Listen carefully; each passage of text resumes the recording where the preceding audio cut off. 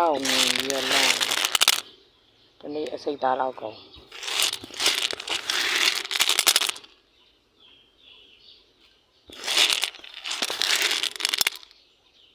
တော်များလာတများလာနဲ့4 6 9ကောင်လုံးနဲ့တားမလုံးနဲ့တားတုံးနေကြမှုတော့လန့်ကြီးွားမယ်အမေကြီးနေကြဆိုတော့သူကဘာမှမဖြစ်ဘူး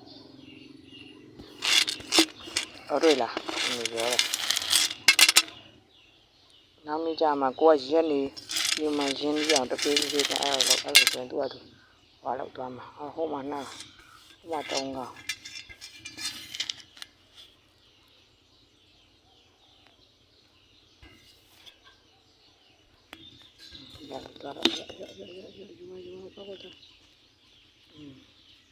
တကောင်နေရစလိုက်တာအခုတော့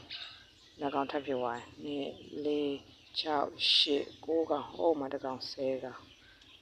9ကောင်ပဲလာ